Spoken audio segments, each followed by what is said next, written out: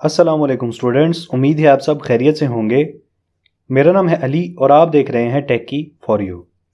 Students, last lecture के अंदर हमने गिटहब का अकाउंट बना लिया था और आज हम देखेंगे कि हम अपने कोड को स्टोर किस तरह करवाते हैं और किस में स्टोर करवाते हैं। ठीक है, तो उसके लिए सबसे पहले ज़रूरी है कि हमें रिपोजिटरीज़ की समझ हो, हमें थोड़ी सी गिटहब की समझ हो कि हम उसको नॉर्मल इस्तेमाल कैसे करते हैं। मैं इतना एडवांस लेवल पे तो नहीं जा रहा अभी, वो तो हम आस्ता आस्ता ही जो है ना वो जाएंगे।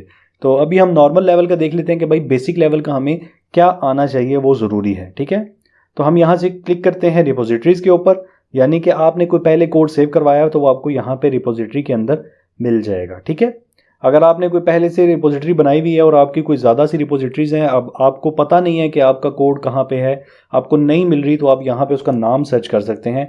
तो अभी तो मेरे पास कुछ भी नहीं है, खाली अकाउंट है मेरे पास, तो यहाँ पे आपको कुछ भी वो शो नहीं करवाएगा।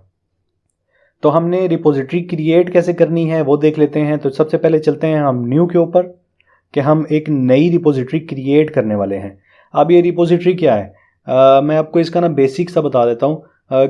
जब भी आप कोई प्रोजेक्ट बनाते हो ना, ठीक है, मिसाल के तौर पे आपने एक ऐप बनाई नोट ऐप, दूसरी ऐप बनाई चैट ऐप, तीसरी ऐप बनाई आपने ई कॉमर्स ऐप, तो आप इन तीनों ऐप्स के लिए अलग अलग रिपोजिटरीज बनाओगे। ठीक है, आप ये नहीं कोशिश करोगे कि इन तीनों के लिए मैं एक ही रिपोजिटरी बनाऊँ और तीनों का कोड एक ही रिपोजिटरी में जाने दूँ। नहीं, ये काम आप बिल्कुल भी नहीं करोगे।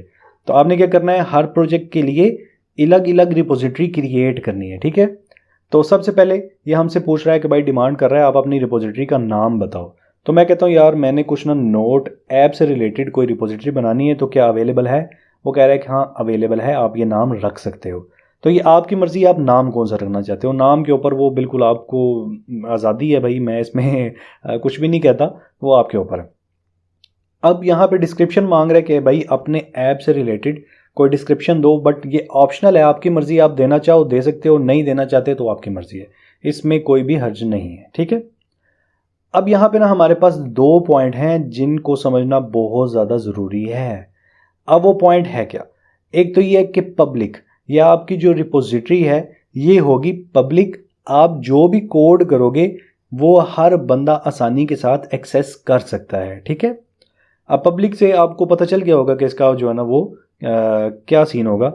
तो मैंने आपको बता भी दिया है कि जो भी आपका कोड होगा वो टोटल पब्लिक जो है ना वो एक्सेस कर सकती है विदाउट एनी रिस्ट्रिक्शन। ठीक है, इसके बाद हमारे पास एक और पॉइंट है प्राइवेट।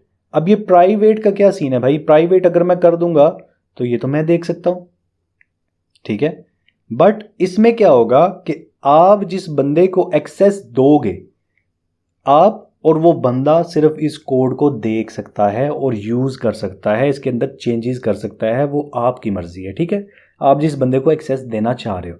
पब्लिक में क्या होगा, पब्लिक में हर बंदा एक्सेस कर सकता है, ठीक है, आपकी परमिशन के बगैर ही।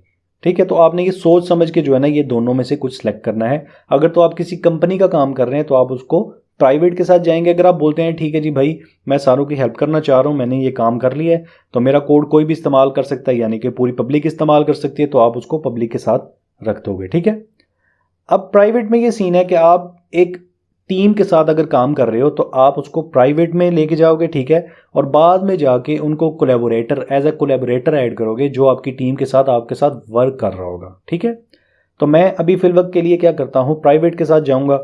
और अगर आपने रीडमी फाइल ऐड करनी है, यानी कि अपने प्रोजेक्ट में आपने रीडमी फाइल को ऐड करना है और उसमें डिटेल देनी है कि भाई सबसे पहले जो भी मेरे प्रोजेक्ट को देखे वो सबसे पहले रीडमी फाइल को रीड करे, कि उसको पता चल जाए कि भाई मैंने इसके अंदर क्या क्या काम किया हुआ है। तो ये ऑप्शनल है, ये आपकी मर्ज़ी है, आप करना चाहो वेल एंड गुड, नहीं करना चाहते तो कोई इशू नहीं है। मेन जो चीज़ें हैं इसके अंदर आपने रिपोजिटरी का नाम रखना है, डिस्क्रिप्शन आपकी मर्ज़ी है, और इन दोनों में से आपने वो चीज़ चूज़ करनी है जो आपके लिए बेहतर है। ठीक है, अब मैं प्राइवेट के साथ ही जा रहा हूँ और एक पब्लिक भी हम बनाएंगे, उसका कोई इशू नहीं है।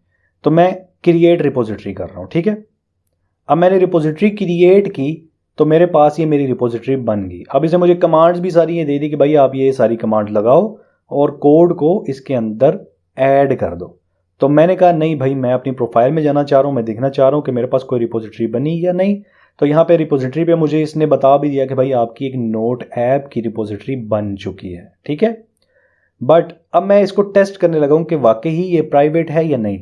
तो मैं यहां से क्या करता हूं, इनकॉग्निटो मोड में चलता हूं और यहाँ से इसको यूआरएल को पेस्ट करता हूँ अपने प्रोफाइल का, तो हमें यहाँ पे पता चल जाएगा कि भाई ये रिपोजिटरी है या नहीं। तो ये बोल रहा है कि भाई अभी इसके पास कोई भी पब्लिक रिपोजिटरी नहीं है, ये सिर्फ वही बंदा देख सकता है जिसको मैंने एक्सेस दी है। ठीक है, ये किस रिपोजिटरी की बात हो रही है? प्राइवेट रिपोजिटरी की। ठीक है, तो अब इसको बंद करते हैं। ठीक है, हमने एक रिपोजिटरी क्रिएट कर ली है। ठीक है, और इसके बाद हम देखेंगे एक पब्लिक रिपोजिटरी